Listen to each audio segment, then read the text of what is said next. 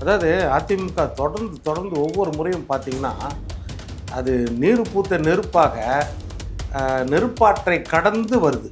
ஒவ்வொரு முறையும் பார்க்கும்போது மிகப்பெரிய எழுச்சி வித்தியாசம் தெரியுது.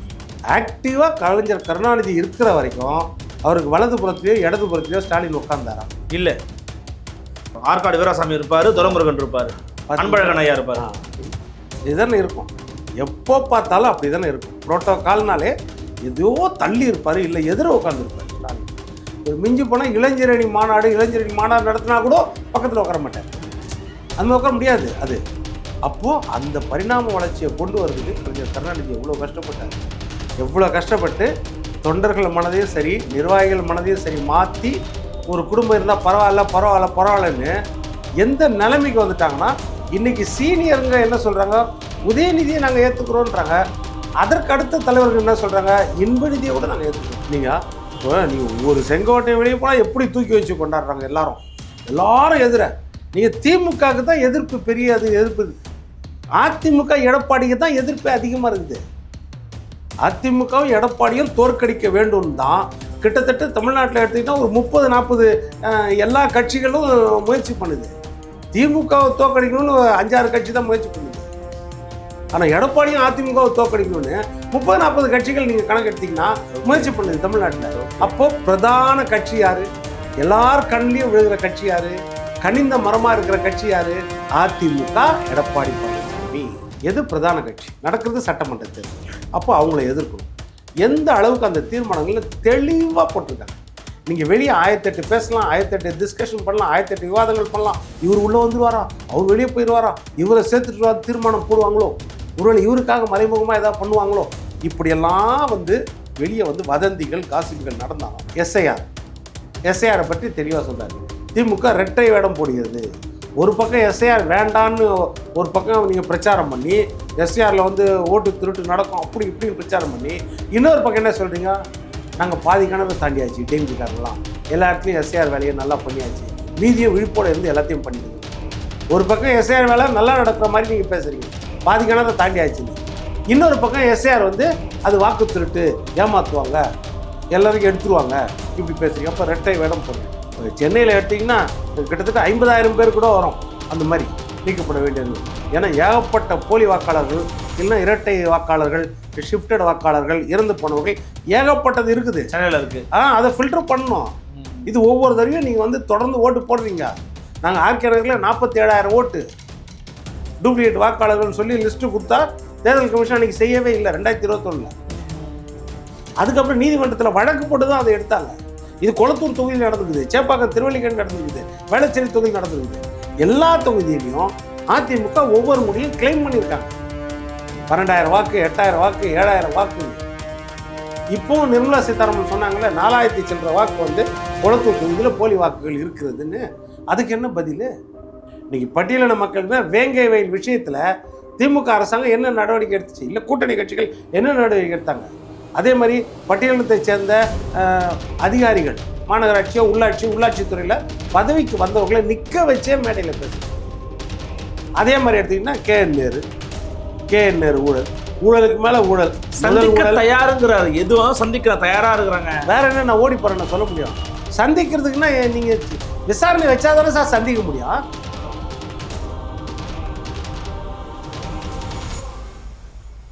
நலம் தரும் நல்லார் சித்த மருத்துவமனை இதய நோய், சர்க்கரை நோய், பக்கவாதம், சிறுநீரக பிரச்சனை, தண்டுவடம் மற்றும் மூட்டு பிரச்சனைகளுக்கு மிகச்சிறந்த மருத்துவமனை. கிருஷ்ணகிரி, சென்னை மற்றும் மதுரை. தொடர்புக்கு 880766 66117 மற்றும் 880766 Nimati Property Management. Contact 7667008999. அன்னை பர்னிச்சர்ஸ், அன்னை திருமண சீர்வரிசை பொருட்கள், டிவி, ஃபிரிட்ஜ், வாஷிங் மெஷின் உள்ளிட்ட 200க்கும் மேற்பட்ட பொருட்கள் அடங்கிய திருமண சீர்வரிசை ரூபாய் 99,000 மட்டுமே. தமிழகம் முழுவதும் இலவச டோர் டெலிவரி. தொடர்புக்கு 7550014440 9345044044. ஃபோர்த் ஸ்டேட் தமிழ் நேயர்களுக்கு அருள்மொழிவர்மனின் அன்பார்ந்த வணக்கங்கள். இது உங்கள் ஃபோர்த் ஸ்டேட் தமிழ் வழங்கும் பெருதுகள் நிகழ்ச்சி.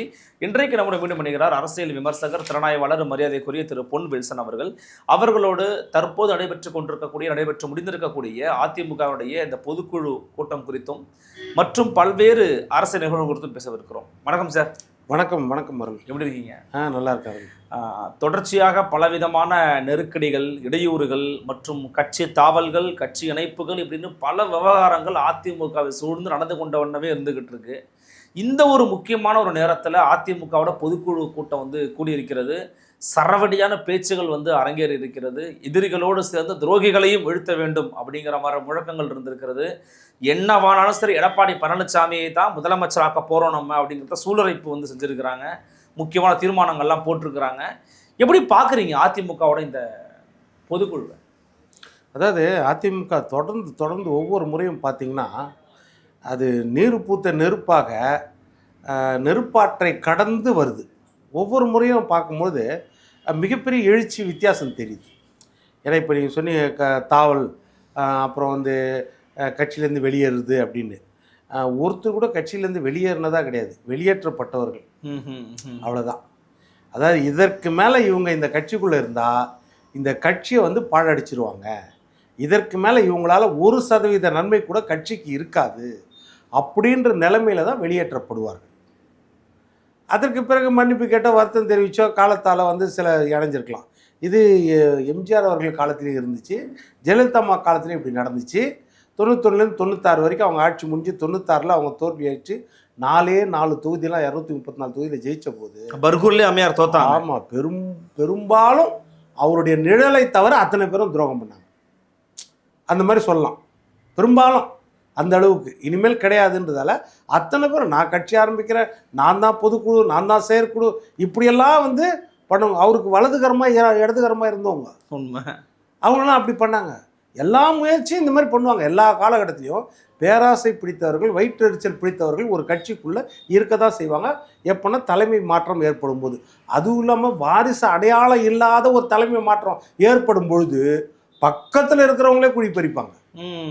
ஏன்னா நம்மளுக்கு அந்த வாய்ப்பு போயிடுச்சு, இந்த எண்ணம் வரும். சில பேருக்கு என்ன வரும், நம்மளுக்கு அந்த வாய்ப்பு கிடைச்சிருக்கோம், நம்ம தவற விட்டோமோ, இந்த வயிற்றெரிச்சலும் வரும். இந்த மாதிரி வயிற்றெரிச்சல் அனுபவஸ்தர்கள்கிட்டே வரும் நிறையா. இதையெல்லாம் தாண்டி அந்த கட்சி நிற்கிது பாருங்கள் ஒரு தலைமையின் கீழே. அதுதான் பெரிய விஷயம். அந்த தலைவர் யாருன்னு கிடையாது. இப்போ எடப்பாடியார் அப்படின்றது ஒரு காலம் கொண்டு வந்து அங்கே உட்கார வச்சுருக்குது ஒழிய அவருடைய ஆளுமை திறன் எந்த அளவுக்கு இருக்குதுன்னு இது வரைக்கும் யாருமே எடை போடாத ஒரு ஆளுமை திறன் இன்னைக்கு அவருக்கு இருக்குது. நம்ம அதை ஒவ்வொரு ஸ்டெப்லையும் நம்ம பார்த்துட்டு தான் வரோம். குறிப்பாக சி.வி. சண்முகம் பேசும்போது வார்த்தையை பதிவு பண்ணுறாரு. இந்த நிலைமை திமுகவுக்கு ஏற்பட்டிருந்தா கொஞ்சம் இறங்கி கூட விமர்சனம் பண்ணிட்டார், ஒரு படியை கூட இறங்கிட்டார். துண்டு சீட்டு ஸ்டாலினால் என்ன பண்ணியிருக்க முடியுன்ற அளவுக்கு கேட்குறாரு. நம்ம அந்த விமர்சனத்தை விட்டுருவோம். ஆனால் அந்த ஒப்பீடு நீங்கள் அப்படி ஒப்பீடு பண்ணி பார்க்குறீங்களா? ஸ்டாலினால் ஒருங்கிணைச்சிருக்க முடியாத அந்த பிரச்சனை வந்துச்சுன்னா எப்படி ஒருங்கிணைக்க முடியும்? நீங்களே சொல்லுங்கள், எந்த விதத்தில் ஒருங்கிணைக்க முடியும்? யோசிச்சு பாருங்கள். அதுதான் சொல்கிறேன். இந்த மாதிரி ஒரு அடையாளம் தெரியாமல் அவர் ஒரு மேடையில் சொல்லுங்கள் பார்க்கலாம். அதாவது என் குடும்பம் இல்லாமல் யார் வேண்டாலும் முதலமைச்சராக வரலாம், நம்ம கட்சியில் யார் வேணாலும் கட்சி தலைவராக வரலான்னு சொல்லுங்கள். ஓகே, அப்போது அந்த எதிர்ப்பு வந்தாலும் சமாளிக்கக்கூடிய திறன் இருக்குதான்னு பாருங்கள். முடியவே முடியாதுங்க. ஏன்னா அந்த குடும்பத்தின் ஆதிக்கத்துக்கு கலைஞர் கருணாநிதி உழைத்த உழைப்பு கிட்டத்தட்ட 30-40 வருஷம் உழைப்பு அந்த குடும்ப ஆதிக்கம் வருவதுக்காக. ஏன்னா நம்ம பேரறிஞர் அண்ணா கூட இருந்த ஜாம்பவான்கள், பெரிய பெரிய ஜாம்பவான்கள், 50 தலைவர்கள், அவங்க எல்லாமே கருணாநிதியை ஏற்றுக்கொள்வதே பெரிய விஷயம். ஏற்றுக்கொள்ளும்போது எப்படின்னா ஒரு சக தோழனாக ஏற்றுக்கினாங்க, தலைவராக பெரிய தலைவராக ஏற்றுக்கல. நம்ம ஆளுத்தர் வராருப்பா. ஓகே, அன்னைக்கு நாவலை நெடுஞ்சு எடுத்தாலும் சரி, நீங்கள் நாஞ்சலிக்கு மனோகர் எடுத்தாலும் சரி, அன்பழகன் எடுத்தாலும் சரி, எல்லாரும் நம்மளுக்குள்ள ஒருத்தராக அவரை ஏற்றுக்கிட்டாங்க ஒழிய நீங்கள் அவர் குடும்பம் அடையாளம் இருந்தால் அன்றைக்கே பயங்கரமாக அன்றைக்கே ஒடுக்கியிருப்பாங்க. ஆமாம், அன்றைக்கே நடந்திருக்கும். அப்போது ஸ்டாலின் அவர்களை எப்படி கொண்டு வந்தார்? அவர் ஸ்டாலின் எந்த இடத்துல உட்கார்ந்தார்? ஆக்டிவாக கலைஞர் கருணாநிதி இருக்கிற வரைக்கும் அவருக்கு வலதுபுறத்துலேயோ இடதுபுறத்துலேயோ ஸ்டாலின் உட்கார்ந்தாரா? இல்லை. ஆற்காடு வீராசாமி இருப்பார், துரைமுருகன் இருப்பார், அன்பழகன் ஐயா இருப்பார். இதுதானே இருக்கும். எப்போ பார்த்தாலும் அப்படி தானே இருக்கும். புரோட்டோகால்னாலே ஏதோ தள்ளி இருப்பார், இல்லை எதிர உட்காந்துருப்பார் ஸ்டாலின். ஒரு மிஞ்சி போனால் இளைஞரணி மாநாடு நடத்தினா கூட பக்கத்தில் உட்கார மாட்டார். அந்த உட்கார முடியாது அது. அப்போது அந்த பரிணாம வளர்ச்சியை கொண்டு வரதுக்கு கலைஞர் கருணாநிதி எவ்வளோ கஷ்டப்பட்டு தொண்டர்கள் மனதையும் சரி, நிர்வாகிகள் மனதையும் சரி மாற்றி ஒரு குடும்பம் இருந்தால் பரவாயில்லன்னு எந்த நிலைமைக்கு வந்துட்டாங்கன்னா இன்னைக்கு சீனியருங்க என்ன சொல்கிறாங்க, உதயநிதியை நாங்கள் ஏற்றுக்குறோன்றாங்க. அதற்கு அடுத்த தலைவர்கள் என்ன சொல்கிறாங்க, இன்ப நிதியை கூட நாங்கள் ஏற்றுக்கோட்டோம். சீனியர் மினிஸ்டர் சொல்கிறாரு.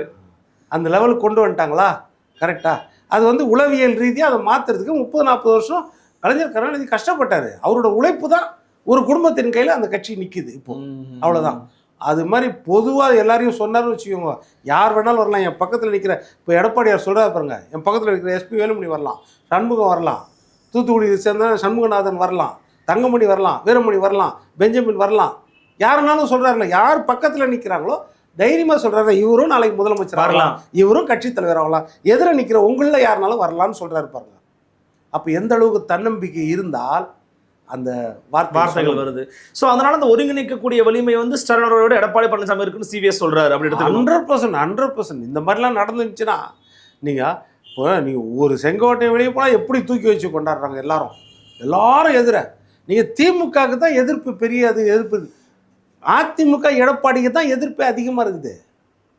அதிமுகவும் எடப்பாடியும் தோற்கடிக்க வேண்டும் தான் கிட்டத்தட்ட தமிழ்நாட்டில் எடுத்துக்கிட்டால் ஒரு 30-40 எல்லா கட்சிகளும் முயற்சி பண்ணுது. திமுகவை தோற்கடிக்கணும்னு 5-6 கட்சி தான் முயற்சி பண்ணுது. ஆனால் எடப்பாடியும் அதிமுகவை தோற்கடிக்கணும்னு 30-40 கட்சிகள் நீங்கள் கணக்கு எடுத்தீங்கன்னா முயற்சி பண்ணுது தமிழ்நாட்டில். அப்போது பிரதான கட்சி யார், எல்லார் கண்ணிலையும் விழுகிற கட்சி யார், கனிந்த மரமாக இருக்கிற கட்சி யார், அதிமுக, எடப்பாடி பழனிசாமி. இதுதான் நம்மளுக்கு எல்லாம் தெரியுதுல்ல. எல்லாரும் அந்த ஒன்றுத்தில் எல்லாம் ஒன்றா இருக்கிறாங்க. திமுக கூட்டணியும் ஒன்றா இருக்குது. அதே மாதிரி வேறு எதிர்கட்சிகள் பார்த்தீங்கன்னா திமுக விரும்பாத எதிர்கட்சிகள் அவங்களும் ஒன்றா இருக்கிறாங்க. எப்படியாவது திமுக வரக்கூடாது, எடப்பாடி வரக்கூடாதுங்க. ஆமாம், அதில் என்னென்னா உச்சத்துக்கு போயிடுறாங்க. திமுக வந்தாலும் பரவாயில்ல, எடப்பாடி வரக்கூடாது. அந்த ஸ்டேஜுக்கு போயிடுச்சு. ஆமாம், ஆனால் பேருக்கு தான் திமுகவை எதிர்த்து நிற்பாங்க. ஓகே, அந்த மாதிரி நிறைய இருக்கிறாங்க. அது இவங்க துரோகியாக அடையாளம் காட்டினவங்களே நிறைய பேர் அந்த மாதிரி இருக்காங்க. இல்லை, குறிப்பாக இந்த பொதுக்குழுவில் வந்து தீர்மானம் நிறைவேற்றிருக்கிறாங்க. அதுக்குள்ளே போகிறதுக்கு முன்னாடி நம்ம எதிரிகளையோட சேர்த்து துரோகிகளையும் வீழ்த்தணும்னு ஐயா KP முனுசாமி அவர்கள் பேசியிருக்கிறாங்க. இறை உணர்த்துகிறது என்ன ஒரு வீரியத்தில் அந்த வார்த்தைகளை பதிவு பண்ணியிருக்கிறாங்க. இல்லை, நிச்சயமாங்க. அது நம்ம ஒவ்வொரு கட்டத்துலையும் பார்க்குறோம்ல. யாராவது இப்போது நீங்கள் உதாரணத்துக்கு எடுத்துக்கோங்க, இப்போ செங்கோட்டையும் எடுத்துக்கோங்க. அவர் எண்ணெயிலேருந்து ஒரு விஷயத்தை சொல்லிடுறேன், என் கூட 6 பேர் வந்தாங்க, 10 பேர் வந்தாங்க, நாங்கள் பேசணும். நான் என்ன சொல்கிறேன், அந்த மாதிரி 100 முறை கூட சந்திப்பு நடக்கும். ஒரு கட்சிக்குள்ளே 100 முறை சந்திப்பு நடக்கும். யாரையாவது நீக்கணும், யாரையாவது சேர்க்கணுன்றதை வந்து ஒரு 100 முறை கூட சந்திப்பு நடக்கும். இப்போ செங்கோட்டையை திமுக சேர்க்கலான்னு எத்தனை தடவை பேசியிருக்க மாட்டாங்களா? ஸ்டாலின் கிட்ட யாரும் பேசியிருக்க மாட்டாங்களா? யாராவது அவங்க கட்சிக்குள்ளே பேசியிருக்கலாம்ல. இப்படி ஆமாம், சில பேர் சொல்லுவாங்க சேர்க்க வேண்டாம்னு சொல்லியிருப்பாங்க. எவ்வளோ நடந்திருக்கும். அதை வந்து வெளியே வந்து யாராவது சொல்லிட்டு இருப்பாங்களா? இல்லை. அதுதானே கட்சி கட்டுப்பாடு. டிஸ்கஷன் ஒரு தலைவர்களுக்குள்ள, சக தலைவர்களுக்குள்ள தான் மனசில் இருக்கிறது. இல்லை இப்படி பண்ணலாமா, அப்படி பண்ணலாமா, இல்லை கூப்பிட்டு உள்ளே வச்சு அப்புறம் அவங்கள காலி பண்ணிடலாமா, இந்த எண்ணமும் வரும். அதாவது சில பேர் வெளியே இருக்கிறாங்க, துரோகிகளாக இருக்கிறாங்க, ரொம்ப எதிர்த்து பண்ணிட்டு இருக்காங்க, கூப்பிட்டு உள்ளே வச்சு அதுக்கப்புறம் டம்மி ஆக்கிடலாமான்னு கூட பேசியிருப்பாங்க. இதையெல்லாம் தாண்டி அந்த கட்சி நிற்குதுன்னா அந்த நீங்கள் தீர்மானங்கள்லேயே பாருங்கள், என்ன தீர்மானங்கள் ரெகுலராக போட வேண்டும். எது பிரதான கட்சி நடக்கிறது சட்டமன்ற தேர்தல், அப்போ அவங்கள எதிர்க்கணும். எந்த அளவுக்கு அந்த தீர்மானங்களில் தெளிவாக போட்டிருக்காங்க. நீங்கள் வெளியே 1008 பேசலாம், 1008 டிஸ்கஷன் பண்ணலாம், 1008 விவாதங்கள் பண்ணலாம். இவர் உள்ளே வந்துடுவாரா, அவர் வெளியே போயிடுவாரா, இவரை சேர்த்துட்டு தீர்மானம் போடுவாங்களோ, ஒருவேளை இவருக்காக மறைமுகமாக ஏதாவது பண்ணுவாங்களோ, இப்படியெல்லாம் வந்து வெளியே வந்து வதந்திகள், காசிப்புகள் நடந்தாலும். ஏன்னா OPS வந்துருவாரு, KC பழனிசாமி அவர் சேர்த்துக்கிற ஒத்துக்கிட்டாரு, ஐயா எடப்பாடி பழனிசாமிலாம் சொன்னாங்க. அதுதான் சொல்கிறேன் நான். அதனால் அந்த காசிப்பிங்களுக்கெல்லாம் இடம் கொடுக்காம தீர்மானங்களில் வந்து தெளிவாக கொடுத்துருக்காரு. என்ன தீர்மானம் எடுத்தோடனே முதல் தீர்மானம் என்னது, ஆக்சுவலாக வந்து மே மாதம் 4ஆம் தேதின்னு நினைக்கிறேன், பிஜேபி கூட்டணி வச்ச பிறகு செயற்குழு கூடிச்சு. செயற்குழு கூடிட்டு அதில் முன்மொழிஞ்சாங்க பிஜேபி கூட கூட்டணி வச்சாச்சு அப்படின்னு. அப்போ இனிமேல் அதை ரேட்டிஃபை பண்ணணும், அதை வந்து பொதுக்குழுவில் ஒப்புதல் கொடுக்கணும். அது முதல் தீர்மானம் அதுதான். அதிமுக பிஜேபி கூட கூட்டணி வச்சுருக்குது, நம்ம தலைவருக்கு அதிகாரம் மொத்தம், தலைவர் கூட்டணி வச்சுருக்காரு, நம்ம ஒப்புதலுக்கு கேட்குறாரு, அந்த ஒப்புதல் வழங்கப்படுகிறது. அதுக்கு அடுத்த தீர்மானம் பாருங்கள், ஃபர்தர் கூட்டணி வைக்கிறதுக்கு அதுக்கு எல்லா அதிகாரம் எடப்பாடியாருக்கு அதிகாரம் முடிஞ்சிச்சு. இந்த 2 முடிஞ்சிச்சா, அடுத்தது சப்ஜெக்ட் வந்துட்டாங்க. அதற்கு பிறகு பார்த்தீங்கன்னா லைனாக பார்த்தீங்கன்னா திமுகவுடைய அராஜகங்கள், திமுக செய்யாதது எல்லாமே குறித்து. அதே மாதிரி மத்திய அரசு 3வது தீர்மானமே என்ன சொல்லியிருக்காங்க தெரியுமா, மெட்ரோ பற்றி பேசியிருக்காங்க. 3வது தீர்மானமே மெட்ரோ கோயம்புத்தூர்லையும் மதுரையிலையும் மெட்ரோ வந்து மத்திய அரசு கொடுக்கணும், அதுக்கு கண்டிப்பா நாங்க வலியுறுத்துவோம்னு பேசுறோம். வலியுறுத்துவோம் பேசுறாருல. மத்திய அரசுக்கு முதல் வேண்டுகோளே மத்திய அரசுக்கு தான், இது கொடுங்கன்னு. அப்புறம் தான் மாநில அரசுக்கு. நீங்கள் வந்து தவறான இது நோட்டிஃபிகேஷன் நீங்கள் கொடுத்துட்டீங்க, டீட்டெயில்ஸ் கொடுத்துட்டீங்க, டிபிஆர் வந்து தவறாக கொடுத்துருக்கீங்க, அதில் நிறைய வந்து மிஸ்டேக்ஸ் இருக்குது, இந்த மாதிரி கொடுத்தது தவறு, இதை கரெக்ட் பண்ணி கொடுங்க. மத்திய அரசு எங்களுக்கு கொடுக்கணும். ஏன்னா இந்த 20 லட்சத்துக்குள்ளே இருக்கிற மக்கள் தொகை இருக்கிற இடத்துல நீங்கள் பாட்னாக்கு மற்ற ஊர்களுக்கு கொடுத்துருக்கீங்க, அதையும் மென்ஷன் பண்ணியிருக்காங்க. இந்த ஊர்களுக்கெல்லாம் கொடுத்துருக்கீங்க, அப்போ எங்கள் தமிழ்நாட்டுக்கும் நீங்கள் கொடுக்கணும் அப்படின்னு சொல்கிறாரு. அப்போ என்ன சொல்கிறாருன்னா, நான் ஆட்சிக்கு வந்தால் கண்டிப்பாக கொண்டு வந்துடுவேன்றார், அது எனக்கு தெரியும் அப்படின்றார். அதுக்கப்புறம் பார்த்தீங்கன்னா அதே மாதிரி சட்டம் ஒழுங்கு பிரச்சனையை பற்றி பேசுகிறார்.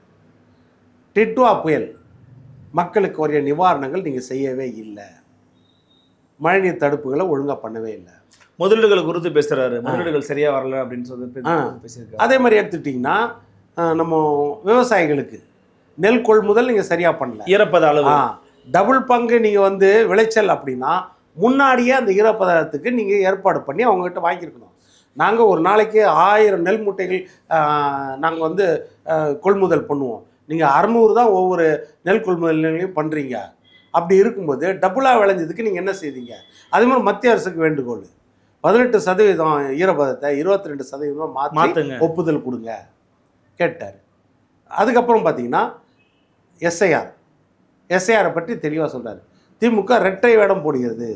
ஒரு பக்கம் எஸ்ஐஆர் வேண்டான்னு ஒரு பக்கம் நீங்கள் பிரச்சாரம் பண்ணி எஸ்ஐஆரில் வந்து ஓட்டு திருட்டு நடக்கும் அப்படி இப்படின்னு பிரச்சாரம் பண்ணி, இன்னொரு பக்கம் என்ன சொல்கிறீங்க, நாங்கள் பாதி கிணறு தாண்டியாச்சு, டிஎம்கேக்காரங்களாம் எல்லா இடத்துலையும் எஸ்ஐஆர் வேலையை நல்லா பண்ணியாச்சு, மீதியும் விழிப்போடு இருந்து எல்லாத்தையும் பண்ணிவிடுங்க. ஒரு பக்கம் எஸ்ஐஆர் வேலை நல்லா நடக்கிற மாதிரி நீங்கள் பேசுகிறீங்க, பாதி கிணறு தாண்டியாச்சுன்னு. இன்னொரு பக்கம் எஸ்ஐஆர் வந்து அது வாக்கு திருட்டு, ஏமாற்றுவாங்க, எல்லாருக்கும் எடுத்துருவாங்க, இப்படி பேசுறீங்க. அப்போ ரெட்டை வேடம் போடுறீங்க. அது கரெக்ட், அதையும் வந்து மென்ஷன் பண்ணுறாங்க. ஆனால் ஐயா எஸ்பி விளம்பரங்கள் பேசுகிற போது நான் ஒரு வார்த்தையை கவனித்தேன். இந்த பாருங்க, திமுக காரங்க வந்து திட்டுறாங்க, ஆனால் கிரௌண்டில் வேலை பார்க்குறாங்க. அது மட்டும் இல்லாமல் பூத்தில் அவங்க ஆளுங்களாம் வச்சு வேலை பார்த்துட்டு இருக்காங்க, நம்மளும் வேலையை பார்க்கணும், நம்ம ஆளுங்களே நம்ம தொகுதியில் ஒரு 5 பேர் எடுத்துட்டாங்க அப்படின்னு சொல்றாரு. அது ஒரு ஆதங்கத்தின் வெளிப்பாடு தானே, அவரே சொல்றாரு தப்பு நடக்குதுன்ற மாதிரி. அதுதான் நான் சொல்கிறேன், இது வந்து தவறு நடக்கிறது இல்லை. இது எப்படின்னா ஸ்க்ரூட்னைஸ் பண்ணும்போது சில பேர் வந்து அந்த ஃபார்ம் ஃபில்அப் பண்ணி கொடுத்துருக்க மாட்டாங்க, சில பேர் இந்த மாதிரி இருக்கும். இப்போ 11ஆம் தேதி முடிஞ்ச பிறகு உங்களுக்கு வந்து டிராஃப்ட் வெளியிட போகிறாங்கல்ல, டிராஃப்ட் ரோல் வரப்போதில்ல, தெரிய போதில்ல, அந்த டிராஃப்ட் ரோல் வரும்போது உங்களுக்கு தெரியல, அதுலேயும் எல்லா ப்ரொவிஷனும் இருக்குதா, இன்னொரு 2 மாதம் டைம் இருக்குதுல்ல, ஜனவரி வரைக்கும் நீங்கள் இன்க்ளூட் பண்ணிடலாம்ல. அவங்க என்னென்னா வெளிப்புணர்வோடு இருந்து செய்கிறாங்க. சில பேர் இந்த மாதிரி பண்ணிவிடுவாங்க, சில பேர் வந்து தேவையான மிஸ்டேக்ஸ் நடக்குது, இந்த மாதிரி நடக்க வாய்ப்பு இருக்குது. அதை நீங்கள் அடுத்த கட்டத்துக்கு போய் விழிப்புணர்வோடு அதை மாற்றணும் அப்படின்றது தான் முக்கியம்.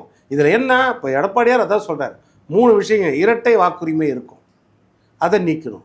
அடுத்தது ஷிஃப்டட், நிரந்தரமாக இன்னொரு இடத்துக்கு போயிட்டு இருப்பான், அங்கே ஓட்டு போட்டுன்னு இருப்பான், அவன் இங்கே ஓட்டு போட கூட வரமாட்டான், ஆனால் பேர் எடுத்திருக்காது, அடுத்த ஆள் குத்திட்டு போயிடுவான், அவன் வந்து இங்கே போட மாட்டான். கண்டிப்பாக இங்கேருந்து ராமநாதபுரத்துக்கோ மதுரைக்கு ஷிஃப்ட் ஆகிருப்பான், அங்கே ஓட்டர் லிஸ்ட்டில் போட்டிருக்கோம், அங்கே நியாயமாக போட்டுன்னு இருப்பான், ஆனால் இங்கே எடுத்துக்க மாட்டாங்க ஓட்டர் லிஸ்ட்டு பேர். அதை பயன்படுத்தி கள்ள ஓட்டு விடும், அதை எடுக்கணும். 3வது இறந்தவர்கள் பட்டியல் எடுக்கணும். இந்த 3ஐ எடுக்கும்போது சில தவறுகள் நடந்துடும், இல்லைன்னு சொல்ல. அதை கண்காணிக்கிறது தான் கட்சியோட BLAs, அவங்க தான் பூத் லெவல் ஏஜென்சி இருக்கிறாங்க, அதை கண்காணி தான். அதுதான் திமுக ஒரு பக்கம் அதையும் செய்யுது, இறந்தவங்களை எடுக்க வேணாம், அதே மாதிரி தனக்கு தேவையில்லாதவங்களை வந்து எப்படியாவது நீக்க வைக்கிறதுக்கு பண்ணுது, இதெல்லாம் அவங்களும் பண்ணுறாங்க. அதையெல்லாம் நீங்களும் கண்காணிப்போடு இருந்து பார்த்துக்கோங்க அப்படின்னு சொல்லிட்டு தான் ஒரு தொகுதிக்கு 10,000 20,000 வந்து நீக்கப்பட வேண்டிய பேர் இருக்கும். எடப்பாடியார் தெளிவாக சொல்கிறார். இப்போ சென்னையில் எடுத்திங்கன்னா கிட்டத்தட்ட 50,000 பேர் கூட வரும் அந்த மாதிரி நீக்கப்பட வேண்டியது. ஏன்னா ஏகப்பட்ட போலி வாக்காளர்கள், இல்லைன்னா இரட்டை வாக்காளர்கள், ஷிஃப்டட் வாக்காளர்கள், இறந்து போனவர்கள் ஏகப்பட்டது இருக்குது, சென்னையில் இருக்குது. அதை ஃபில்டர் பண்ணணும். இது ஒவ்வொரு தடவையும் நீங்கள் வந்து தொடர்ந்து ஓட்டு போடுறீங்க. நாங்கள் ஆர்கே நகரில் 47,000 ஓட்டு டூப்ளிகேட் வாக்காளர்கள்னு சொல்லி லிஸ்ட்டு கொடுத்தா தேர்தல் கமிஷன் அன்றைக்கி செய்யவே இல்லை 2021. அதுக்கப்புறம் நீதிமன்றத்தில் வழக்கு போட்டு தான் அதை எடுத்தாங்க. இது கொளத்தூர் தொகுதியில் நடந்துருக்குது, சேப்பாக்கம் திருவல்லிக்கேணி நடந்துருக்குது, வேளச்சேரி தொகுதியில் நடந்துருக்குது. எல்லா தொகுதியிலையும் அதிமுக ஒவ்வொரு முடியும் கிளைம் பண்ணியிருக்காங்க. 12,000 வாக்கு, 8,000 வாக்கு, 7,000 வாக்குன்னு. இப்போவும் நிர்மலா சீதாராமன் சொன்னாங்களே 4,000 சில்லற வாக்கு வந்து கொளத்தூர் தொகுதியில் போலி வாக்குகள் இருக்கிறதுன்னு. அதுக்கு என்ன பதில்? அதுக்கெல்லாம் பதிலே சொல்லி. அதனால் இது வந்து செய்தாகணும் அப்படின்றதுல அவர் உண்மையாக இருக்கார். அதை சொல்கிறார். அடுத்தது பார்த்திங்கன்னா பெண்கள் பாதுகாப்பு கேள்விக்குறியாகுது இந்த அரசாங்கத்தில். அதுக்கப்புறம் வந்து பட்டியலின மக்களுக்கு என்ன செய்திருக்கீங்க, எவ்வளோ தெளிவாக கேட்குறாரு. இன்றைக்கி பட்டியலின மக்களுக்கு தான் வேங்கை வயல் விஷயத்தில் திமுக அரசாங்கம் என்ன நடவடிக்கை எடுத்துச்சு, இல்லை கூட்டணி கட்சிகள் என்ன நடவடிக்கை எடுத்தாங்க. அதே மாதிரி பட்டியலினத்தை சேர்ந்த அதிகாரிகள் மாநகராட்சியோ உள்ளாட்சித்துறையில் பதவிக்கு வந்தவர்களை நிற்க வச்சே மேடையில் பேசுகிறீங்க. எத்தனை உதாரணங்கள் அது கொடுக்குறாரு. நீ எஸ்சி தானம்மா அப்படின்னு மேடையிலே கேட்டார் ஐயா, கேட்டார்ல, அது சொன்னாங்க. அது ஊழல் பட்டியலை பார்த்தீங்கன்னா உலகமகா ஊழலாக இருக்குது. எல்லா துறையிலையும் ஊழல். எதுலையுமே நிரூபிக்கப்படலையே, யாருமே குற்றவாளியாக்கப்படலையே, யாருமே சிறைக்கு போகலையே. யாருமே சிறைக்கு போகலைன்றது கிடையாது சார். ஊழல் குற்றச்சாட்டுகள் எல்லாருமே இருக்குது. இன்னைக்கு எஃப்ஐஆர் பதிவு பண்ணலையே. எஃப்ஐஆர் பதிவு பண்ணாமல் எப்படி இருக்கிறீங்க? இல்லை, நெஞ்சுவலி வந்துருச்சு பொறுப்பு டிஜிபிக்கு, உடம்பு சரியில்லை அவருக்கு. அப்புறம் இப்படி அதுதான் பொறுப்பு டிஜிபி பொறுப்பு இல்லாமல் இருந்தால் எப்படி அது? அப்போ நீங்கள் நிரந்தர டிஜிபி போட்டிருக்கணும்ல, ஏன் போடல? அதை யோசிங்க. இப்போ கிட்னி திருட்டில் எந்த அளவுக்கு நீங்கள் எஃப்ஐஆர் போட்டு வச்சுருக்கீங்க? அந்த மேனேஜ்மெண்ட்டை கைது பண்ணியாச்சா சொல்லுங்கள். இப்போ இந்த விஷயத்தில் என்னாச்சு? மாநகராட்சி, மதுரை மாநகராட்சி 200 கோடி ஊழல். ரமேஷ்னு ஒருத்தர் உச்சநீதிமன்றத்துக்கு வழக்கு போட்டார். 3000 கோடி ஊழல் நடந்திருக்குது, இது 200 கோடின்னு எஸ்ஐடி விசாரிக்குதுன்னு கொடுத்தாரு. இவங்க என்ன சொன்னாங்க? அப்போ உச்சநீதிமன்றம் என்ன சொல்லிச்சு? இல்லை அவங்க விசாரிக்கிறாங்க, ஹைகோர்ட்டு விசாரித்து முடிக்கிட்டு அப்புறம் பார்க்கலாம் அப்படின்ட்டு அதை வந்து தள்ளுபடி பண்ணிட்டு இங்கேயே விசாரிக்கணும். 200 கோடி ஊழல்.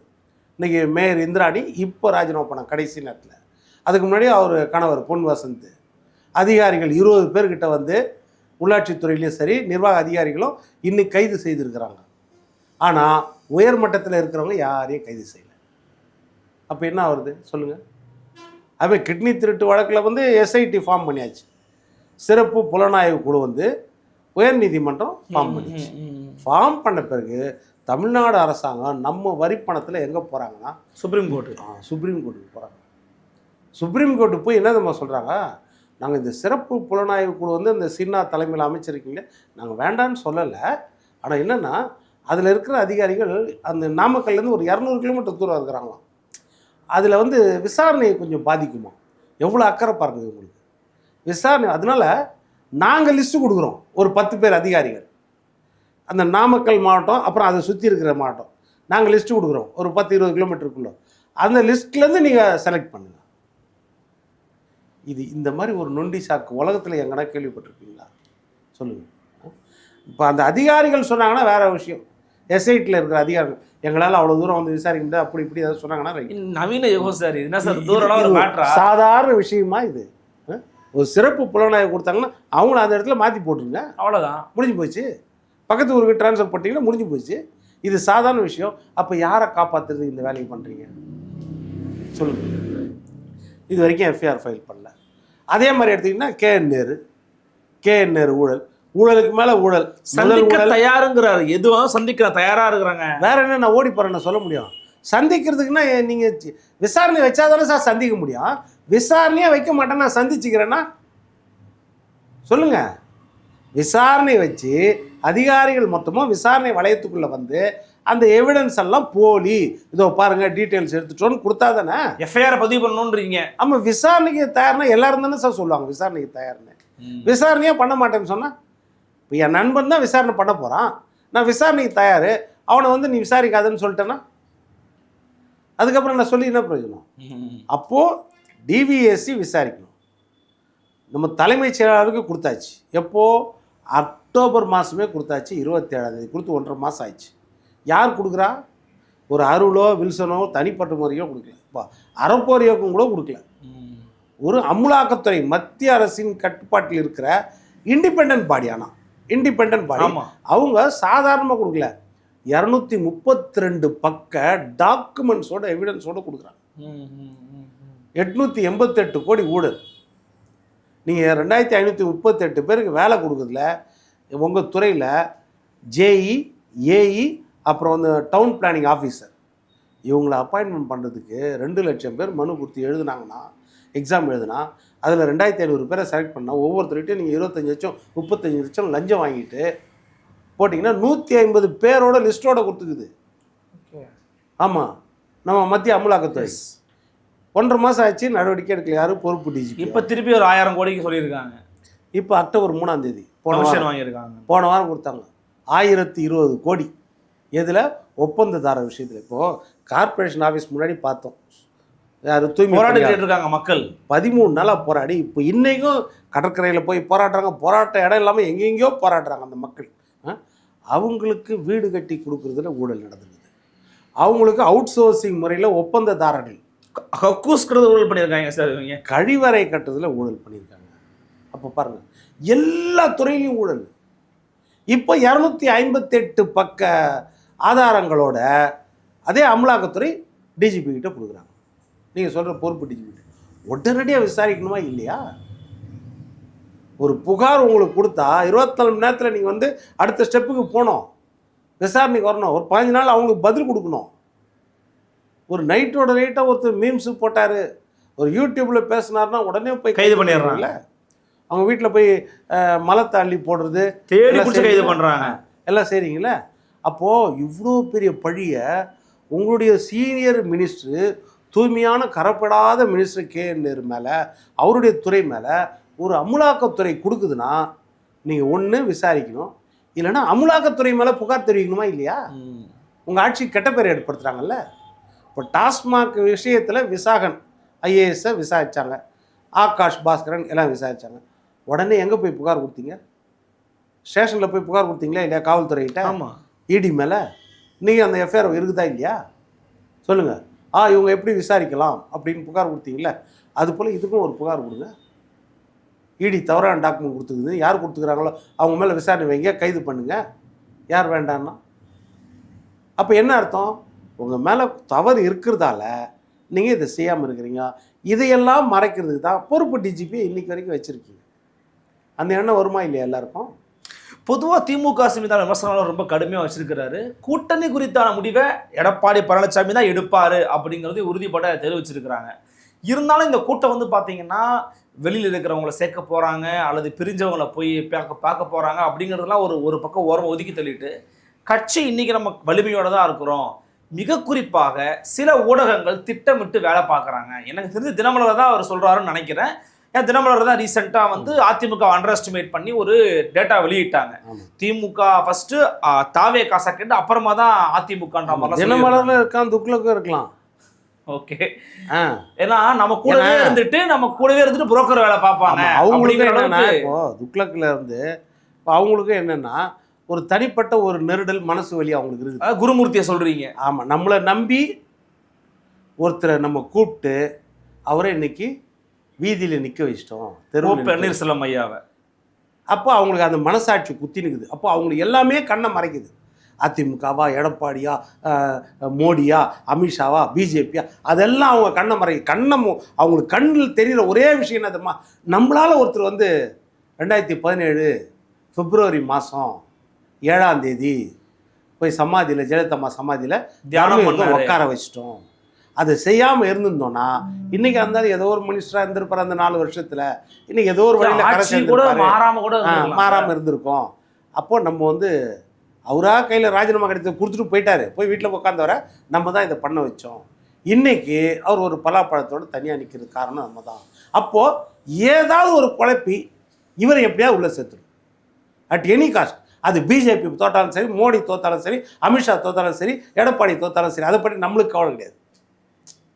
அந்த எண்ணத்துக்கு வந்துட்டாங்களோ, அந்த மாதிரி நிறைய இருக்குது நீங்கள் சொன்ன மாதிரி. அப்போ அந்த எண்ணமும் அவர்களுக்கு இருக்கலாம், புரியுதா? அப்போ வந்து இதையெல்லாம் கடந்து வரணும் அதிமுக. அப்போ பாருங்கள் எந்த அளவுக்கு வரணும் அப்போ அதிமுக. அதுதான் அதில் தாண்டி நிற்கிறாரு பாருங்கள். அதிமுகவை பொறுத்த வரைக்கும் ஆதாரத்தோடு சொல்கிறாரு. 2019 40 தொகுதி பாண்டிச்சேரி தொகுதி நாடாளுமன்ற தேர்தலில் வாஷ் அவுட், ஒரே ஒரு தொகுதி தான் ஜெயித்தோம். அதோட பிரிவு பார்த்தீங்கன்னா நீங்கள் ஆதாரம் சொல்கிறாரு, அதில் 2 விஷயம் சொல்கிறார் ஆதாரம். அதுக்கு அடுத்தது 22 தொகுதிக்கு இடைத்தேர்தல் நடந்துச்சு, சட்டமன்ற தேர்தல். 9 தொகுதி ஜெயித்தோம். அதில் 22ல் 9 ஜெயிச்சாச்சு, கிட்டத்தட்ட 40லேருந்து 41%. ஆனால் நாடாளுமன்ற தேர்தலில் கிட்டத்தட்ட 1% 2% தான் வரும். 40ல் 1 ஜெயிச்சா. அப்போ வித்தியாசம் சட்டமன்றத்துக்கு நாடாளுமன்றத்துக்கு வித்தியாசம். மக்கள் மாற்றி தான் ஓட்டு போடுவாங்கன்றதே சொல்கிறாரு. இப்போ நாடாளுமன்ற தேர்தல் வாக்கெடுப்பை கணக்கு போட்டிங்கன்னா, அந்த பர்சன்டேஜ் வாக்கை கணக்கு போட்டிங்கன்னா, அப்போ திமுக ஜெயிச்சது வந்து அதிமுக வந்து சட்டமன்றம் எடுத்திங்கன்னா அந்த 39 நாடாளுமன்றம்ல, அந்த நாடாளுமன்றம் ஒரு நாடாளுமன்றத்துக்கு 6 சட்டமன்றம், அதில் உழுந்த வாக்கெல்லாம் கணக்கு போட்டிங்கன்னா அதிமுக 10 தொகுதியில் தான் லீடிங். மீதி 224 தொகுதியில் தோல்வி. அதிமுக 10 தொகுதியில் தான் நாடாளுமன்ற தேர்தலில் சட்டமன்றத்தில் கிடைக்கிற ஓட்டில் 10 தொகுதி தான் அதிமுக லீடிங்கில் இருக்குது. மீதி 224 தொகுதி திமுக கூட்டணி தான் லீடிங்கு. 10 தொகுதி தானே வரணும். 75 தொகுதியில் எப்படி ஜெயித்தோம்? எடப்பாடியார் ஆதாரத்தோடு கேட்குறாரு. தேமுதிக வேறு வெளியே போயிடுச்சு இந்த கூட்டணியில், அதிமுக கூட்டணியில். தேமுதிக மைனஸ் ஆகியும் 10 தொகுதி மட்டுமே முன்னணியில் இருந்த அதிமுக 2019 75 சீட் சட்டமன்றத்தில் எப்படி ஜெயிக்கிறாங்க? திமுக கூட அதே இன்டாக்ட் கூட்டணி இருக்குது. 75 ஜெயிச்சாங்களா? அப்போது 10 இருக்கும் போதே நாங்கள் 75 ஜெயித்தோமே. 2024 நாடாளுமன்ற தேர்தல் எடுத்துக்கோங்க. பிஜேபி கூட்டணி 18.28%, அதிமுக கூட்டணி 23.28%. ரெண்டையும் சேர்த்தா 41லேருந்து 43% வருது. இது ரெண்டும் சேர்த்தா அப்போது இந்த 41% இந்த ரெண்டையும் சேர்த்தா மட்டுமே நீங்கள் சட்டமன்றத்தை கணக்கு எடுத்திங்கன்னா இப்போ 40 தொகுதியும் ஜெயிச்சாச்சு திமுக தான். அந்த ஒன்று கூட கிடைக்கல, 40 ஜெயிச்சாச்சு. அதில் சட்டமன்றத்தை கணக்கு போட்டிங்கன்னா 84 தொகுதியில் இந்த 2 பேரும் ஒன்றா இருந்தால் லீடிங்கு. ஓகே, 84 தொகுதியில் இவங்க 2 பேரும் ஒன்றா இருந்தால் லீடிங். பட் அரித்மெட்டிக் கூட கெமிஸ்ட்ரி தான் சார் முக்கியம். கெமிஸ்ட்ரி ஒர்க் அவுட் ஆகுமான்றதுல திமுக கேட்குறாங்க. இல்லை, அரித்மெட்டிக் கூட நீங்கள் சொல்றது புரிஞ்சுக்கிறேன். கெமிஸ்ட்ரி வந்து அவரே சொல்றாரு, நம்மள்கிட்ட குறை சொல்ல ஒன்றுமே இல்லைங்க, திமுக காரரும் நம்மளை குறை சொல்லலை, நம்மளை எங்கே குறை சொன்னாங்கன்னா பிஜேபியோட அலைன்ஸ் மட்டும் தான் குறை சொன்னாங்கன்னு சொல்றாரு. இல்லை, இப்போ நான் இந்த அரித்மெட்டிக் முதல்ல சொல்லிடுறேன், அடுத்து கெமிஸ்ட்ரி சொல்கிறேன். இப்போ அரித்மெட்டிக்கில் 84 தொகுதியில் வந்து இவங்க 2 பேரும் கூட்டணியில் இருந்தாலே சட்டமன்றத்துக்கு லீடிங் வருது. சட்டமன்றத்துக்கு லீடிங் வருது. ஒரு 10 தொகுதிக்கு வந்து 200 ஓட்டுலேருந்து 500 ஓட்டு வித்தியாசம். ஓகே, அப்புறம் 1000லேருந்து 2000 ஓட்டு வந்து 20 தொகுதி வித்தியாசம். ஓகே, அப்போ மொத்தம் எத்தனை தொகுதி? 124 தொகுதி அப்படி வந்துடுது. அப்போ பாருங்க, 10 தொகுதியில் முன்னணியில் இருக்கும்போதே 75 தொகுதியில் ஜெயிச்சாங்க. இப்போ கிட்டத்தட்ட 100-110 தொகுதியில் முன்னணியில் இருந்தால் இந்த கூட்டணியில் எந்த அளவுக்கு ஜெயிக்கும்? அப்போ அதை கணக்கு பண்ணி தான் 210 தொகுதியில் ஜெயிப்போன்றார். ஓ, அந்த கால்குலேஷன் பண்ணி தான் சொல்கிறாரு. இது அரித்மெட்டிக். இப்போ கெமிஸ்ட்ரி ஒர்க் அவுட் ஆகும்னா நீங்கள் கேட்குறீங்க. அதே கேள்வி தானே திமுகவுக்கு வரும். அவங்களுக்குள்ள அவ்வளோ அதிருப்தி இருக்குதா? அதே 2019, 2023, 2024 கெமிஸ்ட்ரி இப்போ ஒர்க் அவுட் ஆகுமா? ஓகே, இதையும் நம்ம சொல்லலாம்ல. உங்களுக்கும் கெமிஸ்ட்ரி ஒர்க் அவுட் ஆகாது. அங்கே திருச்சி வேலுசாமிகள் இருக்கிறாங்க, அங்கே எதிர்க்கட்சி தலைவராக இந்த ராஜேஷ்குமார் இருக்கிறாரு. நீங்கள் வந்து நீங்கள் சாரை எடுத்துகிட்டு எங்களுக்கு சக்கையை கொடுக்குறீங்கன்னு சொல்கிற அழகிரி அங்கே இருக்கிறாரு. ஸ்ட்ராட்டஜிக் அனலிஸ்ட் ராகுல் காந்திக்கு ரைட் ஹேண்டாக இருக்கிற பிரவீன் சக்கரவர்த்தி அங்கே இருக்கிறாரு. அதே மாதிரி நிதியமைச்சர் சிதம்பரத்தின் மகன் கார்த்திக் சிதம்பரம் எங்களுக்கு ஆட்சி அதிகாரத்தில் பங்கு கொடுக்கணும், நீங்கள் மத்தியில் மட்டும் கேட்குறீங்க, இதெல்லாம் இருக்கிறாங்கல்ல. அப்போ அங்கே மட்டும் எப்படி கெமிஸ்ட்ரி ஒர்க் அவுட் ஆகும்? 25 தொகுதியில் நாங்கள் ஜெயிக்கணும் அப்படின்னு சொல்கிற, நாங்கள் எங்களுக்கு கொடுக்கணும்னு கேட்குற வன்னியரசு இருக்கார்ல, விடுதலை சிறுத்தைகளில். அப்போ அங்கே மட்டும் எப்படி கெமிஸ்ட்ரி ஒர்க் அவுட் ஆகும்? சண்முகம் சொல்கிறாருல்ல, எங்களுக்கு வந்து எங்களை குறைச்சி மதிப்பிடாதீங்க, எங்கள் தயவில் தான் நீங்கள் ஆட்சிக்கு வரீங்க, கூட்டணிக்கு தயவில் தான் அப்படின்னு கம்யூனிஸ்ட் தலைவர் சொல்கிறாருல்ல. அப்போ அங்கே மட்டும் கெமிஸ்ட்ரி எப்படி ஒர்க் அவுட் ஆகும்? இங்கே கெமிஸ்ட்ரி ஒர்க் அவுட் ஆகாதுன்னா அங்கே அதிகமாக ஒர்க் அவுட் ஆகாது இல்லையா? அப்போ யோசிச்சு பாருங்க. அதனால் நம்ம என்ன சொல்கிறோம்னா, ஆதாரத்தின் அடிப்படையில் சொல்கிறோம், அதிமுக கூட்டணி மிகப்பெரிய வெற்றியை பெறும் அப்படின்றத அவர் ஆதாரத்தோடு சொல்கிறார். அப்புறம் மக்கள் ஓட்டு போடுது, அப்புறம் அது பார்க்க போகிறோம் நம்ம. ஆமாம், பின்ன அந்த ஆதாரத்தோடு தான் சொல்கிறாரு. அப்போ நீங்கள் வந்து இந்த அரசாங்கம் அடுத்து என்ன சொல்கிறது? தேர்தல் வாக்குறுதி என்ன நிறைவேற்றிருக்கீங்க? தேர்தல் வாக்குறுதியெலாம் பட்டியலிட்டு சொல்கிறாரு. அடுத்து இன்னொன்று சொல்கிறாரு, நாங்கள் ஜெயலலிதா அம்மா முதலாக பொங்கல் பண்டிகைக்கு மக்கள் கொண்டாடணும்னு பொங்கல் தொகுப்பை கொடுத்தது ஜெயலலிதா அம்மா. ஆமாம், ஒரு 100 ரூபாவோட தொடங்கி கொடுத்தாங்க. அதை அப்புறம் எடப்பாடியார் வந்து 1000 ரூபாய் ஆக்கினார். கடைசி கொரோனா காலத்தில் நீங்கள் கஷ்டமாக இருக்கும்னு சொல்லிட்டு அப்போ ஒரு வருஷம் அரசாங்கத்துக்கு வருமானம் கிடையாது, பத்திரப்பதிவு வருமானம் கிடையாது, டாஸ்மாக் வருமானம் கிடையாது, எந்த வருமானமும் கிடையாது அரசாங்கத்திற்கு, வரி வருமானம் கிடையாது. அப்படி இருக்கும்போது பொங்கலுக்கு 2500 ரூபா கொடுத்தாரா இல்லையா? அப்போவே உதயநிதி 5000 கொடுக்கணும், என்ன கம்மியாக கொடுக்குறீங்கன்னு அதை தான் சொல்கிறார். இப்போ ஸ்டாலின் என்ன சொன்னார்? இந்த 2500 ஒரு 1500 சேர்த்தா 5000 வரும்னாரு. அதே அந்த கணக்கில் சொன்னார் அவர். அது எந்த கணக்கில் சொன்னாரோ தெரியாது. 5000 வரும், அப்போ அந்த 5000 கொடுக்கணுன்னாரு. இப்போ எடப்பாடியார் சொன்னார், ஸ்டாலின் அவர்களே எதிர்க்கட்சியாக இருக்கும்போது நீங்கள் சொன்னீங்க நான் 2500 ரூபா கொடுக்கணும், 5000 ரூபா கொடுக்க சொன்னீங்க, இந்த மாதிரி 5000 ரூபா கொடுங்கன்றார். எலெக்ஷன் வேறு வருது சார், கொடுத்துருவாங்களோ என்னவோ தெரியலையே. ஆமாம், இவர் சொல்லி தானே கொடுக்க போகிறாரு. அதுதான் இவர் வேண்டுகோள் வைக்கிறாரு. என் பேச்சை கேளுங்க, இந்த நேரத்துலையாவது என் பேச்சை கேளுங்க, இது வரைக்கும் கேட்கல, என் பேச்சை கேட்டு 5000 ரூபா கொடுங்க அப்படின்னு சொல்கிறாரு. 5000 ரூபா கொடுங்க, எடப்பாடியார் சொல்கிறாருல கொடுக்க சொல்லி கொடுங்க அப்படின்றாரு. அது ஓட்டுக்கு பணம் மாதிரி மாறிடாதா சார்? திமுகவுக்கு சாதகமாக மாறிடாதா? அது எப்படி மாறும்? திமுகவுக்கு சாதகமாக போயிடும். ஒரு தடவை தான் அந்த மாதிரி மாறும். நீங்கள் ஆசை வார்த்தை கூறினீங்கன்னா ஒரு முறை தான் மக்கள் நம்புவாங்க, அடுத்த முறை நம்ப மாட்டாங்க. வாங்கிட்டு எங்கே நீங்கள் தேர்தல் வாக்குறுதியெல்லாம் சொல்லியாச்சு. அதை வந்து நம்ம ஒரு விவசாயி சொன்னார் இல்லையா, 175 தொகுதியில், சட்டமன்ற தொகுதியில் எடப்பாடியார் பிரச்சாரத்துக்கு போகும்போது ஒரு இடத்துல ஒரு விவசாய சங்க தலைவர், அவர் எந்த கட்சியும் கிடையாது, அவர் ஏஞ்சி என்ன சொன்னார், ஐயா ஸ்டாலின் என்ன சொன்னார்னா, இந்த மாதிரி எனக்கு ஓட்டு போடுங்க, நான் உங்கள் கடனை ரத்து பண்ணுறேன்னாரு. தேர்தல் வாக்குறுதியில் 34வது வாக்குறுதியாக கொடுத்துருக்காரு, நான் ரத்து பண்ணுறேன். நீங்கள் என்ன செய்தீங்கன்னா 2 முறை எங்களுக்கு ரத்து பண்ணிங்க. 2018 காலகட்டத்தில் 12100 கோடி ஒதுக்கி 2 முறை ரத்து, ஒவ்வொருத்தருக்கும் லட்சக்கணக்கில் தள்ளுபடி ஆச்சு விவசாயிகள் எல்லாருக்கும். அப்போது நீங்கள் என்ன செய்தீங்க, 2 முறை தள்ளுபடி பண்ணிவிட்டு எனக்கு ஓட்டு போடுன்னு கேட்டீங்க. நீ ஓட்டு போட்டால் உங்களுக்கு செய்கிறேன்னு சொல்கிறவருக்கு நாங்கள் நம்பணும், எங்களுக்கு செய்துட்டு நீங்கள் ஓட்டு போடுன்னு சொன்னீங்க, உங்களை நம்பாமல் நான் அவங்களுக்கு போட்டோம். இந்த முறை அப்படி நடக்காது அப்படின்னு சொன்னார். அதனால் இதுதான் இயற்கை. நீங்கள் பார்த்தீங்கன்னா அப்போ மக்கள் வந்து ஒரு தடவை தான் அந்த மாதிரி நினைப்பாங்க. மற்றபடி இந்த இடம் எவ்வளவு கொடுத்தாலும் சரி, என்ன நீங்கள் சொன்னீங்கன்னாலும் சரி, ஏன்னா எல்லா இடத்துலையும் பேசினது நம்மளுக்கு தெரியுது. எடப்பாடியார் ஆட்சி நல்லா இருந்துச்சுப்பா, அந்த ஒரு 4-5 வருஷத்தில் நிம்மதியாக இருந்துச்சு. எந்த வரியும் உயரலை, சொத்து வரி உயரல, மின்சார கட்டணம் உயரல, பால் பொருட்கள் விலை உயரல, அதே மாதிரி குப்பைக்கு வரி விதிக்கலை, குடிநீர் கட்டணம் உயரல, எல்லாமே நிம்மதியாக இருந்துச்சு. இன்றைக்கி பார்த்தீங்கன்னா எந்த விலையும் கட்டுப்பாடற்ற விலை உயர்வாக இருக்குது. இவங்க எவ்வளோ ஏற்றுறாங்கன்னு யாருக்குமே தெரிய மாட்டேது, அந்த மாதிரி நிலைமை இருக்குது. அதனால் மக்களை பொறுத்த வரைக்கும் அந்த இடத்துல இருக்கக்கூடிய ஆள் எடப்பாடியார். ஸோ அந்த பொதுக்குழுவில் உங்களுக்கு ஒரு வேவ் தெரியுது, உங்களுக்கு ஒரு அதிர்வு தெரியுது. ஆமாம், மிக தெளிவாக எல்லா இடத்துலையும் வந்து, அதாவது மத்திய அரசை எந்த விஷயத்தில் கேட்கணுமோ அதை கேட்குறாரு, அதே மாதிரி மாநில அரசை எந்த விஷயத்தில் கேட்கணுமோ அதை கேட்குறாரு. அவ்வளோதான். தன்னுடைய கட்சி எப்படி ஸ்திரப்படுத்தணுமோ அதை ஸ்திரப்படுத்துறாரு. அவ்வளோதான். இதை தாண்டி வேறு எதுவுமே கிடையாது. அவ்வளோதான். பார்க்கலாம் சார், பொறுத்திருந்து பார்க்கலாம். பலவிதமான கேள்விகளுக்கு மற்றும் இந்த பொதுக்குழுவை பற்றி உங்களுடைய மதிப்பீடுகளையும் அலசல்களையும் ரொம்ப தெளிவாக மக்களுக்கு புரிகிற முறையில் சொன்னீங்க சார். மிக்க நன்றி. நன்றி. நன்றி நண்பர்களை சந்திக்கலாம். நன்றி, வணக்கம்.